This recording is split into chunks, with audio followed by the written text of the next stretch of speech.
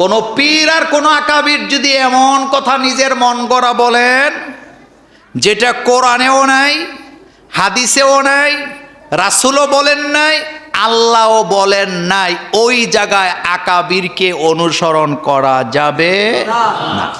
রুকনিয়াত এটাও তো কোরআনে নাই, তাহলে এটা কেন ব্যবহার করা হয়? আমাদের দেশে আজকে কয়েকদিন যাবত শিল্পী মশিউর রহমানের একটা গান নিয়ে তুল কালাম চলতেছে, আকাবির। কি ওর গানটা হলো কি বলেছে আকাবির, কি বলেছে তোমার পীর। এটা দেখার বিষয় না, দেখতে হবে আল্লাহ আল্লাহ রাসূল কি বলেছেন। এটা নিয়ে দ্বন্দ্ব লেগে এখন গালাগালি চলতেছে।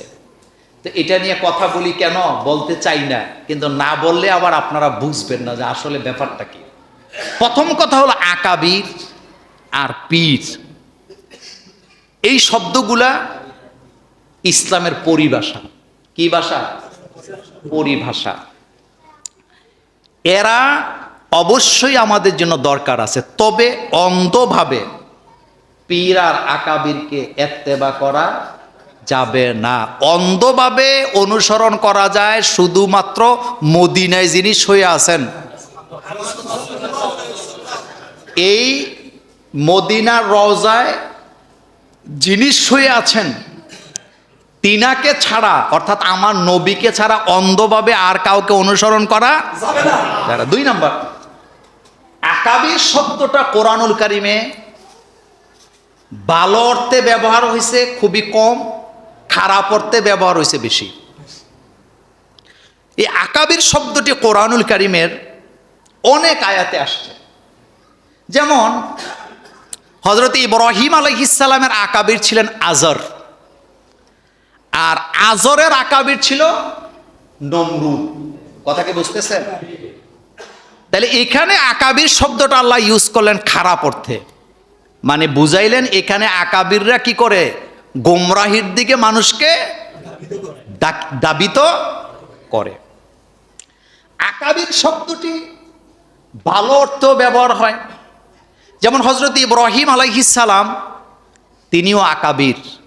তারপরে যত নবীরা আসছে সবাই ইব্রাহিম আলাইহিস সালামকে মানে কি মানে না, কিন্তু এই জায়গায় এটা ভালো অর্থে কি ব্যবহার হয়েছে। আকাবির মানে হলো মুরব্বি, যিনি আগে চলেন, অথবা যিনার বয়স কি বেশি, অথবা যিনি জ্ঞানে একটু বেশি, তাকে বলা হয় আকাবির। কিন্তু কোরআনুল কারিমে ম্যাক্সিমাম জায়গায় আকাবির কি, আকাবির কবিরুন থেকে, কিবরুন থেকে, অর্থাৎ খারাপ অর্থটাই কি বেশি ব্যবহার করা হয়েছে। অসংখ্য আকাবির গ্রামে এলাকায় সর্দার মাতাব্বর আছে না, তাদেরকেও আকাবির বলা হয়। তারা কি খুবই ভালো হয়? যারা নেতা নেতৃত্ব দেয় আমাদের সমাজে তাদেরকেও আকাবির বলা হয়। তো তারা কি সব সময় ভালো হয়? না, ভালো হয় না। তবে হ্যাঁ, আকাবির যদি এমন কথা বলেন যেই কথা কোরআন হাদিসে আছে, দলিল দিয়ে কথা বলেন, ওই কথাকে কি করা, ফেলে দেওয়ার কোনো সুযোগ। কিন্তু কোন পীর আর কোন আকাবির যদি এমন কথা নিজের মন গড়া বলেন যেটা কোরআনেও নাই, হাদিসেও নাই, রাসূলও বলেন নাই, আল্লাহও বলেন নাই, ওই জায়গায় আকাবিরকে অনুসরণ করা যাবে না। কথা কি বুঝাইতে পারলাম? তবে ঢালাও ভাবে সব আকাবিরকে বেহক বলা, নাহক বলার কোনো সুযোগ নাই। এখন আছেন আরেকটা জায়গা, মজার কথা, এখন লাগছে আমাকে আজকে একজন একটা লিখেই দিছে যে মোল্লা ভাই রুকনিয়াত এটাও তো কোরআনে নাই, তাহলে এটা কেন ব্যবহার করা হয়? এই জায়গায় একটু কথা বলি। রুকন শব্দটি কোরআনুল কারিমের সব জায়গায় ভালো অর্থে ব্যবহার হয়েছে, আলহামদুলিল্লাহ। আকাবির শব্দটি কখনো ভালো অর্থে কখনো খারাপ অর্থে ব্যবহার হয়েছে, কিন্তু রুকন শব্দটি কোরআনের সব জায়গায় উত্তম ভালোর জন্য ব্যবহার করা হয়েছে। হযরত লূত আলাইহিস সালাম নাম শুনছেন? জি।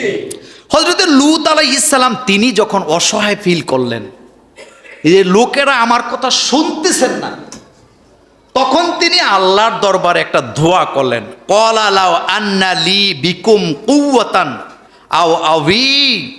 আও আউই ইলা রুকনিন শাদীদিন। সুবহানাল্লাহ পড়েন। রুকনিন শাদীদিন। হযরত লূত আলাইহিস সালাম অসহায়, আল্লাহকে বলতেছে, আল্লাহ আমি তো অসহায়, আপনি যদি আমাকে একটা রুকনিয়ত দিতেন। রুকনিয়তের মানে হলো আমার বংশটা যদি মজবুত হইতো, অথবা এমন একটা দল যদি আমার কাছে থাকতো যারা মজবুত, কখনো পেছনের দিকে ফিরে তাকায় না। মৃত্যু আসুক, টর্নেডো আসুক, গর্কি আসুক, যা কিছু আসুক না কেন, তারা মোকাবেলা করার জন্য একটা শক্ত বিতের উপরে দাঁড়ায় থাকতো। এমন একটা দল যদি, রোকন যদি আমাকে দিতেন, আমার এত টেনশন হতো না। এই দোয়া করতেছেন লূত আলাইহিস সালাম। কথা কি বুঝতেছেন? কে করতেছেন? এবার আল্লাহ পাক রেজাল্ট দিলেন, লূত মনে রাখবা, তোমার পরে দুনিয়াতে যত নবীরা দুনিয়ায় যাবে, সব নবীদেরকে আমি মজবুত বিতের উপরে পাঠাবো। অর্থাৎ তাদেরকে আমি হয় রাজ পরিবারে পাঠাবো, নতুবা রাজ পরিবারে বড় করব, নতুবা তাদের বংশটাই থাকবে রাজ পরিবার। আল্লাহু আকবার। লূত আলাইহিস সালাম দোয়া করতেছে, আল্লাহ আপনি আমাকে একটা রোকনের উপরে দাঁড়া করান। রোকন মানে হলো কি? ভিত, মজবুত পিলার, যেই পিলার কখনো ভেঙে যায় না, যেটার উপরে দাঁড়াইলে কখনো ডুবে যাওয়ার সম্ভাবনা নাই। আর এই ভিতটা কি? এটা হলো বংশ মজবুত, দল মজবুত, উম্মত মজবুত, যারা সামনে চলে পেছনে যেতে জানে না। তাহলে রুকনিয়ত শব্দটা সবসময় কি ভালো কাজের জন্য ব্যবহার হয়েছেন। রাসূল কারীম সাল্লাল্লাহু আলাইহি ওয়াসাল্লামের হাদিস এখন শোনেন। আল্লাহর নবী বলেন, আল্লাহ তাআলার কাছে লূত আলাইহিস সালাম যখন দোয়া করলেন, আল্লাহ লূতের উপরে সালাম পাঠালেন। লূত আলাইহিস সালাম নিরুপায় হয়ে যখন সুদূর জামাতের আশ্রয় কামনা করলেন, সুদৃঢ় জামাতের, একটা মজবুত জামাতের জন্য তিনি যখন দোয়া করলেন, আল্লাহ রব্বুল আলামিন লূত আলাইহিস সালামের পরবর্তী সময়ে যত নবীরা দুনিয়াতে আসছে, সকল নবীদেরকে আল্লাহ শক্তিশালী বংশের ভিতরে জন্মগ্রহণ করিয়েছেন। তার দৃষ্টান্ত আমি মুহাম্মাদুর রাসূলুল্লাহ সাল্লাল্লাহু আলাইহি ওয়াসাল্লাম। আল্লাহু আকবার বলেন। এটা বুখারীর হাদিস, এটা বুখারীর হাদিস, মুসলিমের হাদিস। বুখারীর 3387, মুসলিমের 151 নম্বর হাদিসে আসছে, আল্লাহ রাসূল ওই দোয়াটা বলেন, এটা হলো লূত আলাইহিস সালামের দোয়া। তাহলে রোকন শব্দটা সব জায়গায় ভালো অর্থে ব্যবহার হয়েছে। রোকন মানে কি? পিলার। এই যে বিল্ডিংটা দাঁড়ায় আছে কিসের উপরে? আপনি পিলার ভেঙে দেন, বিল্ডিং টিকবে?